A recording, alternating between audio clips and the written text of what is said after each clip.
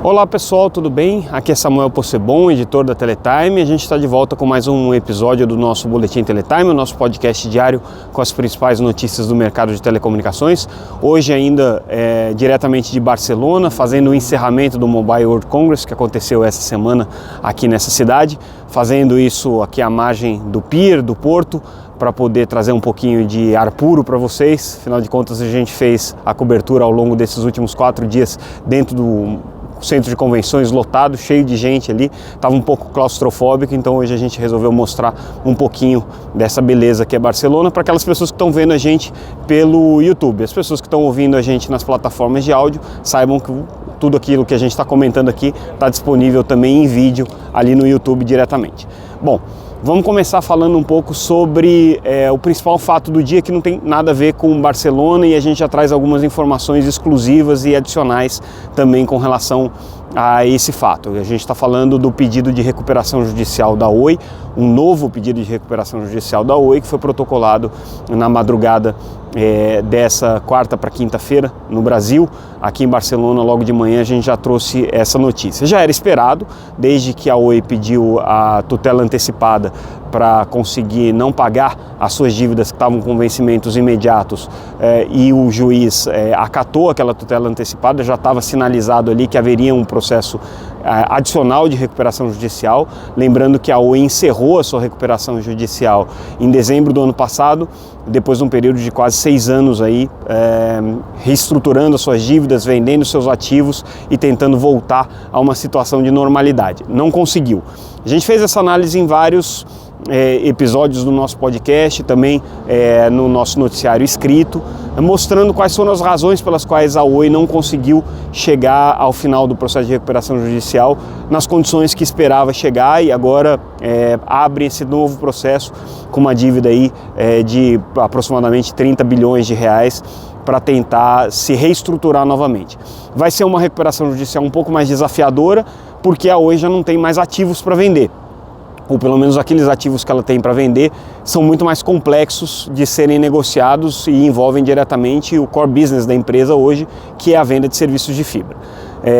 Então a gente vai ter que acompanhar esse processo de recuperação judicial para ver quais vão ser as contrapartidas que ela vai ter para entregar para os seus credores, para garantir que ela, mesmo com uma redução de dívida, com alongamento de prazo, vai conseguir pagar esses compromissos com seus credores. Um processo de recuperação judicial não é simples. O anterior, como eu coloquei, ele levou 6 anos, né? No caso da Oi foi um processo de recuperação judicial muito complexo, e esse aqui tudo indica que vai ser igualmente complicado. Mas tem um componente que aí é a informação exclusiva que a gente traz hoje, tá? O que está acontecendo na frente regulatória, porque todo esse processo de recuperação judicial ele está diretamente ligado a uma situação que a Oi precisa resolver, ela tem um prazo para resolver e que de alguma maneira amarra tudo que está acontecendo, que é a situação dela como concessionária de telefonia fixa. A Oi é uma empresa que desde o processo de privatização da Telebrás, ainda nos final dos anos 90, se tornou uma concessionária do serviço de telefonia fixa. Por ser uma concessionária do serviço de telefonia fixa, ela tem uma carga regulatória muito maior, o que foi um dos motivos, não o único, mas foi um dos motivos pelos quais ela acabou ficando numa situação econômica mais complicada agora. Mas houve outros motivos também igualmente graves, né? Desde governança corporativa até decisões estratégicas bastante equivocadas. Mas de qualquer maneira, o peso da concessão pesa, e pesa excepcionalmente mais porque, nesse caso, boa parte dos ativos que a empresa ainda tem estão vinculados à figura do que a gente chama de bens reversíveis, que são bens que precisam retornar à União no momento em que a concessão se encerra. E a concessão de telefonia fixa da Oi se encerra em 2025. O grande debate que a gente tem já faz alguns anos é sobre o que você considera como bem reversível ou não considera como bem reversível, de que maneira que você enquadra esses bens e como que você dá o tratamento adequado para isso no momento que você for terminar a concessão. Porque à medida que você avalia esses bens reversíveis, ele tem um valor. Se esse valor for considerado pela União, pela Anatel especificamente, como um valor que ainda pode ser aproveitado ou pode ser gerar algum benefício para a Oi, ele tem que ser computado em políticas públicas, tem que retornar em políticas públicas, e essa conta é muito difícil de fazer, justamente porque não se sabe exatamente o que é, o que não é bem reversível. Essa história a gente já contou várias vezes aqui, eu estou só repetindo para contextualizar a informação que eu vou trazer agora. esse debate sobre quanto é que valem os bens reversíveis, como que você transforma eles em políticas públicas e de que maneira que você encerra a concessão e permite que a Oi se torne uma autorizada de telefonia fixa sem as obrigações de concessionária, esse debate está acontecendo nesse momento com a Anatel e com o TCU. Esse é um problema que precisa ser resolvido. O Tribunal de Contas da União tem uma visão, até aqui, bastante diferente da visão da Anatel sobre o enquadramento dos bens reversíveis. A Anatel não consegue tomar nenhuma decisão sem correr o risco de entrar em confronto com o Tribunal de Contas. Então, existe um trabalho de busca de consenso por essa interpretação do que sejam os bens reversíveis, como que você enquadra, como que você calcula, como que você valora isso. Esse trabalho de consenso está andando e tem uma perspectiva bastante positiva, pelas informações que a gente colheu, de chegar a um bom termo. A expectativa é que já na semana que vem, até o dia 15, você tenha algumas decisões importantes do colegiado do TCU a esse respeito, principalmente em relação à valoração desses bens reversíveis, para que você possa fazer a migração da concessão para a autorização. A Anatel estimou em 22 bilhões de reais esse valor, é um valor muito alto, que a Oi discorda desse valor, mas a gente vai chegar lá daqui a pouquinho. Mas de qualquer maneira existe um trabalho aí para que o TCU se convença de que esse foi um cálculo justo, porque havia a possibilidade de interpretação de que esse valor fosse muito maior, a depender de como que você enquadra e interpreta a questão dos bens reversíveis. Então, chegando a um acordo, a um consenso com o TCU, o caminho fica mais fácil. E aí tem o outro componente que complica um pouco a história, e é onde eu estou querendo chegar com a informação que eu vou trazer, que é a questão da arbitragem que existe colocada pelas concessionárias de telefonia fixa. Todas elas estão com um processo de arbitragem contra a Anatel, mas especificamente a Oi também tem esse processo de arbitragem colocado. É um processo de arbitragem que está estimado aí, em valores bastante elevados, né? É um processo de arbitragem que pode gerar aí, potencialmente um prejuízo para a União da ordem de 33 bilhões de reais, né, se a arbitragem considerar que o pleito das operadoras é justo. Então a União tem essa pressão. De um lado, ela tem uma arbitragem que pode onerá-la em 33 bilhões de reais, de outro lado ela tem uma estimativa de que os bens reversíveis possam valer 22 bilhões de reais. Essa é a conta que está colocada com valores de um lado e valores de outro, e aí quem que está certo depende da arbitragem e depende da interpretação que a Anatel em conjunto com o TCU vão fazer ali. Pois bem, essa é a situação.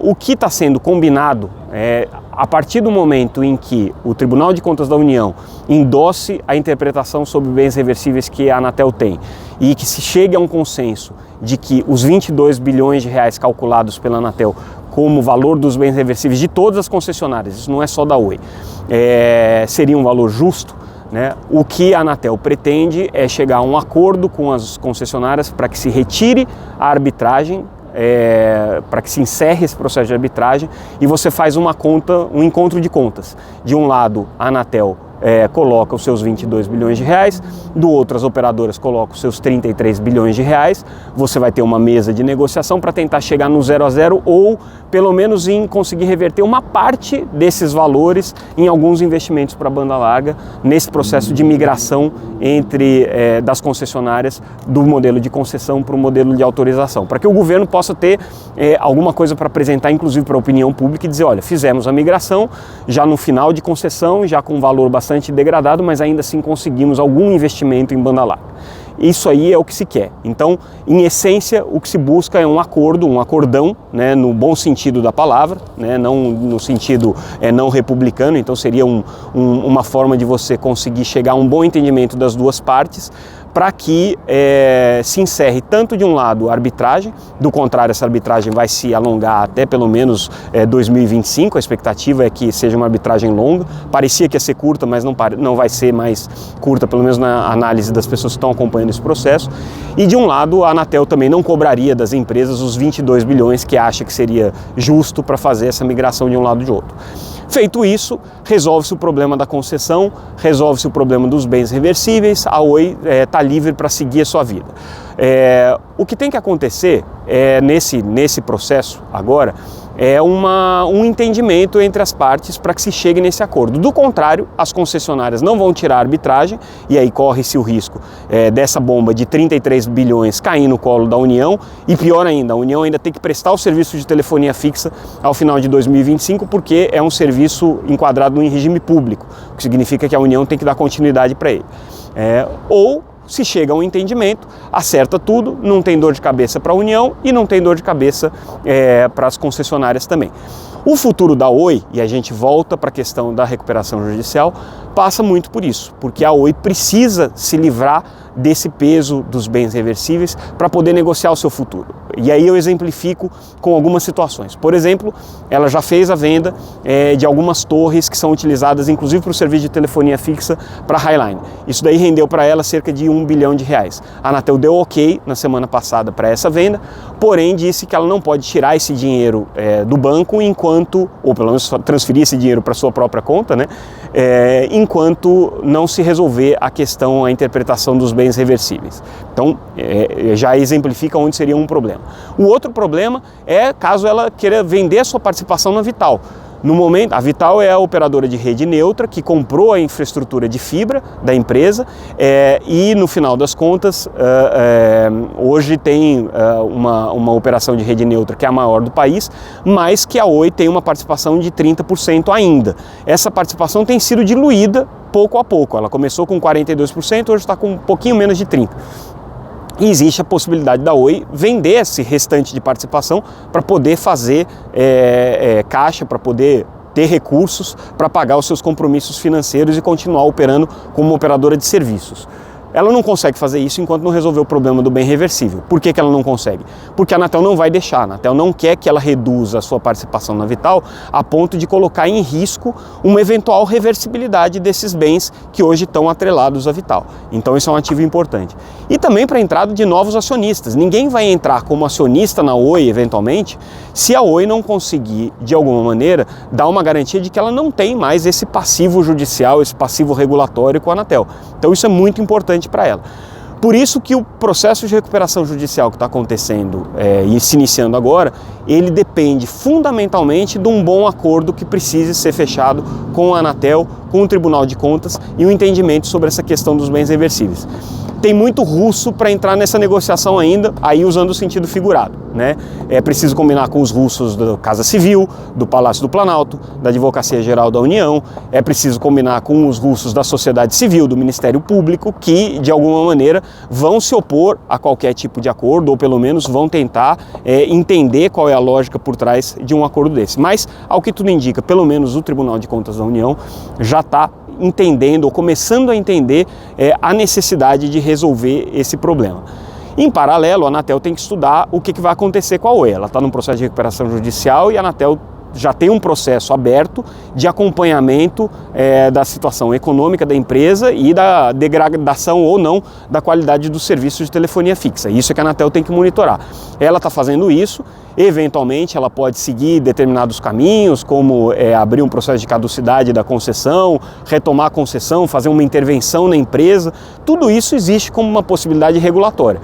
Só que cada uma dessas decisões vai afetar o resultado final dessa negociação que precisa ser feita.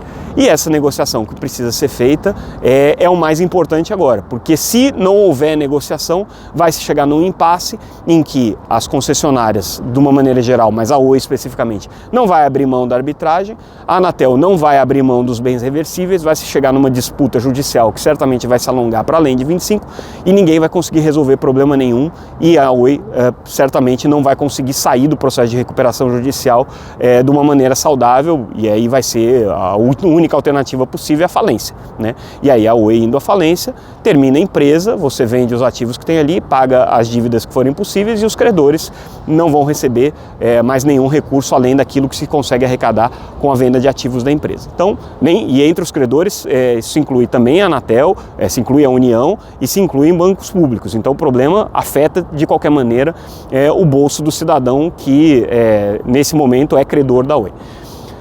Com isso a gente encerra a parte que a gente ia falar da recuperação judicial da Oi, como eu disse, era é a notícia mais importante do dia, mas a gente não pode deixar de fazer um encerramento do que aconteceu nesse Mobile World Congress. Eu vou tentar fazer um balanço, então, das principais novidades e o que a gente viu como mais relevante nesse evento que aconteceu durante essa semana em Barcelona. Eu resumiria o Mobile World Congress com a expressão busca de um esforço de cooperação conjunto da indústria. Eu acompanho esse evento, como eu já coloquei aqui, há pelo menos 18 anos, 16 edições que eu estive aqui presencialmente, e esse foi talvez o momento em que eu vi a indústria de telecomunicações mais preocupada em construir um esforço conjunto de sobrevivência.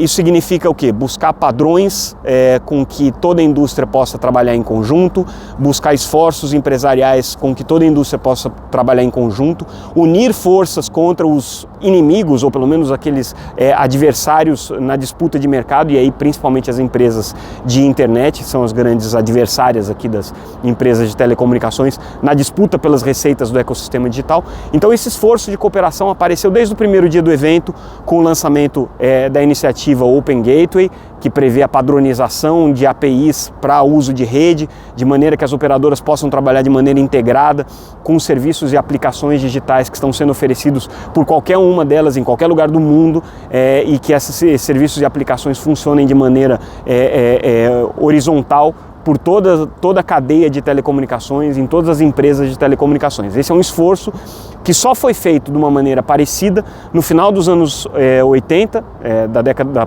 do século passado, quando se criou justamente a iniciativa do GSMA, do GSM, né, que era o padrão para a telefonia móvel digital, que viria a dar as caras ali nos anos 90, e aí se criou efetivamente um padrão de telefonia móvel que hoje funciona no mundo inteiro. Então esse esforço de cooperação voltou a acontecer e foi muito presente, muito forte nessa edição do Mobile World Congress. Essa foi uma constatação que a gente teve, e eu registro isso como um fato bastante relevante do evento desse ano.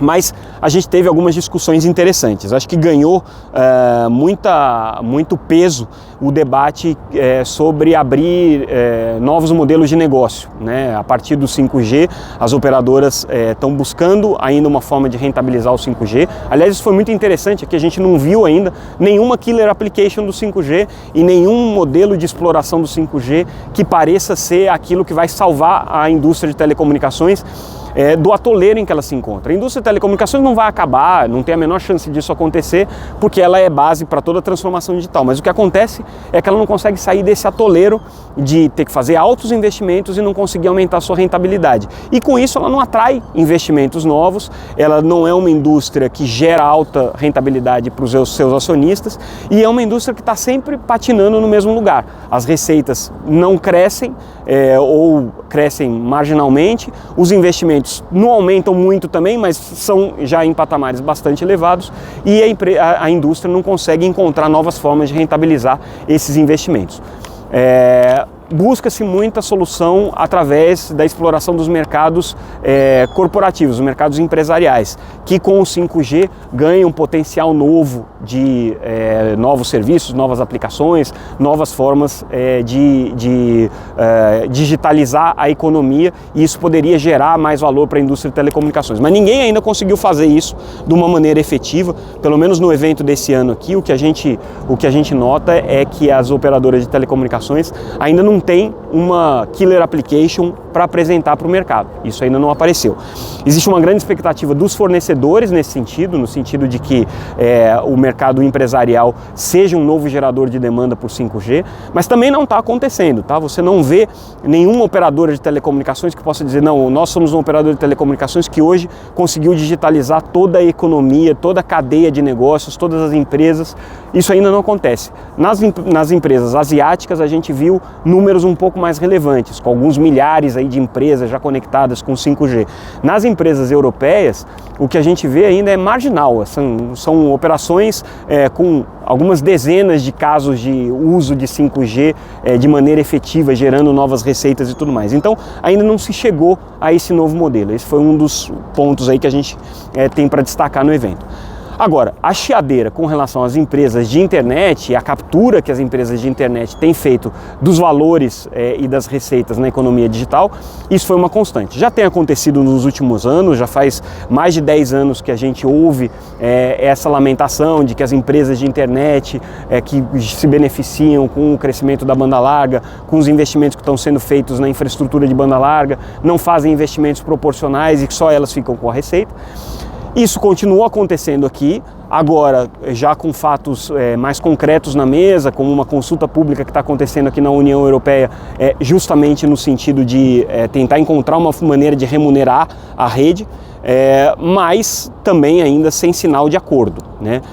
O talvez seja o fato mais interessante é que nessa iniciativa Open Gateway de padronização das APIs e de encontrar formas de trabalhar a rede de maneira conjunta, a gente viu a adesão de empresas como o Google na parte de cloud, ou da Amazon na parte de cloud também, com a AWS, ou da Microsoft, com o Microsoft Azure, participando dessa iniciativa. Então é um sinal aí de que talvez as empresas de internet, as empresas digitais, estejam se aproximando das empresas de telecomunicações. Mas aí a gente teve uma palestra do Netflix, que é o grande vilão das empresas de telecomunicações, o grande gerador de tráfego, e o CEO, o co-CEO da Netflix, colocou de uma maneira bastante clara. O Craig Peters, que é o executivo que participou do evento aqui, disse que não vai pagar essa conta, que isso não tem cabimento, que eles investiram nos últimos 5 anos 60 bilhões de dólares em produção de conteúdo e não estão cobrando as empresas de telecomunicações por uma participação nesses investimentos em conteúdo, que eles investem em infraestrutura, só que na infraestrutura de data centers, na infraestrutura de CDNs, na infraestrutura de cloud para dar suporte a esse conteúdo, e que eles também estão gerando valor para a economia digital, que isso beneficia as empresas de telecomunicações. Então, a briga continua colocada e não tem nem sinal de que ela vai acabar sem uma intervenção regulatória. A gente sabe que, no ponto de vista do Brasil, a delegação brasileira que veio aqui, que tinha uma grande quantidade de parlamentares, mais de 15 parlamentares participando dessa delegação, mais de 60 pessoas envolvidas, essa pauta da cobrança pelo uso das redes e esse pagamento dessa taxa pelas empresas de internet foi colocado em vários momentos. A gente viu até o ex-senador Jorge Viana, hoje presidente da Apex, endossando esse argumento. Ele não apita nada nisso, não é ele que decide essa política pública, mas é um político influente dentro do governo, e o fato dele ter dito que achava justo que se cobrasse isso pode ter algum peso, né? Mas é uma discussão bem mais ampla, bem mais complexa, e claro, não é a Apex que vai decidir esse assunto. O fato do Jorge Viana ter dito isso não muda nada, né? É um trabalho de regulamentação que precisa ser feito pela Anatel, é um trabalho de mudança da legislação que passa pelo Congresso, então não tem nenhum efeito prático, mas esse ponto foi enfatizado em vários momentos aqui nas reuniões que aconteceram em Barcelona entre a delegação brasileira e as empresas de telecomunicações e esses parlamentares que vieram participar do evento. Do ponto de vista europeu, o que a gente viu foram as operadoras europeias se queixando muito da dificuldade que elas têm de vencer a crise econômica que a Europa vem atravessando, com alta inflação, com índices de desemprego um pouco mais preocupantes, com dificuldades da população de pagar pelos serviços, e isso tem obviamente afetado aí os indicadores financeiros das principais operadoras de telecomunicações aqui, que estão muito preocupadas. Mas esse é um caso europeu, que inclusive o Brasil foi citado como um bom exemplo, né, pelo presidente do Grupo TIM, né, o Pietro Labriola. Aqui no caso especificamente ele agora está comandando o Grupo TIM como um todo, mas ele já foi presidente da Operação Brasileira e trouxe a experiência de transformação do modelo industrial da TIM no Brasil como um modelo exitoso, enfim, citou como uma coisa relevante. Do ponto de vista de tecnologia, eu faço 2 destaques aqui desse evento. Eu achei que fosse falar mais de 6G, ainda não está se falando tanto, então eu errei essa previsão também, tá? Eu errei algumas previsões aqui que eu fiz no começo do evento. O que eu vi foi muito pouco de 6G, mas já vi bastante coisa de 5.5G.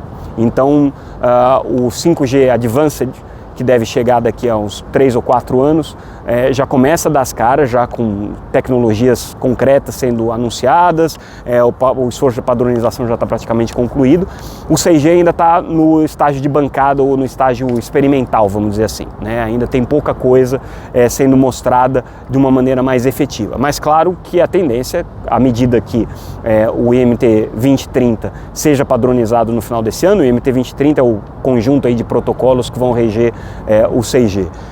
Ele sendo padronizado no final desse ano, a partir do ano que vem a gente vai ver muita coisa começar a aparecer nessa frente, o que é natural pelo ciclo, né? O 5G já está com um ciclo de 5 anos nas primeiras operadoras que implantaram aí no final de 2017, 2018, no Brasil um pouco mais recente, que elas começaram em 2022, mas de qualquer maneira a gente deve ver o 6G crescendo. Muita atenção para a questão da comunicação diretamente com o satélite, terminal satélite ou comunicação não terrestre, NTN. Isso aí é um tema que está um pouco na moda, depois que a Apple lançou serviços de emergência conectados diretamente para o satélite pelo iPhone. Android também trabalhando nesse mesmo sentido, então muito interesse, muita curiosidade para se entender qual é o potencial dessa tecnologia. Tem algumas empresas trabalhando banda larga via satélite diretamente ao dispositivo, mas muito ceticismo também com relação aos modelos de negócio. E existe uma possibilidade um pouco mais concreta de uso dos satélites para aplicações de internet das coisas, mas o satélite definitivamente está na moda. E a gente vai falar bastante disso daqui a 2 semanas, porque a gente vai cobrir um evento em Washington, o evento Satellite 2023, que é um evento do mercado de satélites. A gente deve falar mais dessas tecnologias aqui, então nem vou me aprofundar muito sobre esse assunto. Aí com relação à questão dos temas que estão mais na moda no mundo digital, Web 3.0, realidade virtual e aumentada e inteligência artificial. Tinha muita coisa disso aqui. Muita demonstração, as empresas fazendo demonstrações nesse sentido, as operadoras de telecomunicações que tinham stand aqui na feira enfatizando o potencial de uso da rede para essas aplicações, mas, de novo, é sempre uma demonstração do que pode ser feito, não tem ninguém usando na prática e ganhando dinheiro com isso ainda. É um futuro? É o futuro. Vai demandar muito mais investimento em infraestrutura para entregar o futuro do metaverso, para entregar a realidade virtual, realidade aumentada, vai demandar muito investimento. Todo mundo está convencido de que o caminho é por aí? Aparentemente sim, ninguém é cético com relação ao metaverso, ninguém é cético com relação ao uso de inteligência artificial, todo mundo entende que existe um potencial muito grande, existem oportunidades muito grandes, mas ainda não existem modelos de negócio, casos de negócio efetivamente colocados na mesa. E por fim, a gente finaliza falando um pouco de espectro.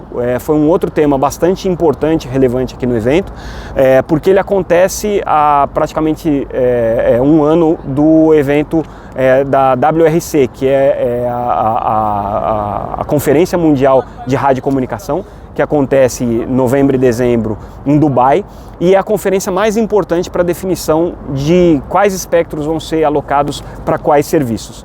Então existe uma pressão muito grande da comunidade de telecomunicações para que haja uma liberação do espectro de 600 MHz para o 5G, para que haja a padronização do uso da faixa de 3.5 GHz, que no Brasil já está sendo utilizada, e para que se libere pelo menos metade da banda na faixa de 6 GHz também para o 5G, para as aplicações baseadas aí no padrão de 5G, 5.5G e depois no 6G.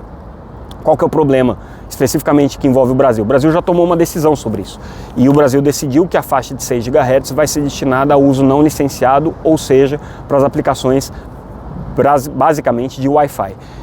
E isso tem causado aí um grande desconforto entre as operadoras de telecomunicações, mas a Anatel deu uma resposta aqui, disse que não vai mexer no trabalho que eles fizeram de regulamentação da faixa de 6 GHz. Então, as operadoras de telecomunicações vão continuar fazendo uma pressão, talvez com uma resolução da UIT no sentido de alocar metade do espectro de 6 GHz para o IMT2, para o IMT 2030, exista aí uma pressão adicional que possa ser colocada sobre a Anatel, mas na prática tudo fica como está, ou seja, os 6 GHz no Brasil é destinado ao Wi-Fi, aos serviços de uso não licenciado, principalmente o Wi-Fi 6E e depois futuramente o Wi-Fi 7. Então essa briga de espectro foi o pano de fundo do Mobile World Congress. Na verdade, todo mundo estava olhando para Dubai e não estava olhando aqui para Barcelona, mas essa disputa aconteceu aqui em Barcelona. E com isso a gente encerra a nossa análise, faz aí o nosso balanço, hoje um pouco mais longo, porque a gente teve que falar do caso da Oi e também do Mobile World Congress. Ficamos por aqui. Amanhã a gente está no processo de retorno, então não tem podcast nessa sexta-feira, mas aí a partir de segunda-feira a gente retoma a nossa programação normal. Mais uma vez agradeço a audiência de vocês, o retorno das pessoas que têm assistido e ouvido esse podcast e que têm manifestado apoio a essa nossa iniciativa quase hercúlea aqui de trazer notícias para vocês analisadas em tempo real, mas fico feliz aí com o resultado, espero que vocês tenham gostado também. Compartilhem, divulguem, o podcast continua mesmo não estando mais em Barcelona, mesmo com o Mobile World Congress terminado. Então estaremos aí com vocês todos os dias. Obrigado pessoal, obrigado pela atenção. Tudo que a gente comentou aqui está disponível gratuitamente no site e muito mais coisa, www.teletime.com.br. Até mais, até a volta, segunda-feira estamos de volta. Tchau, tchau.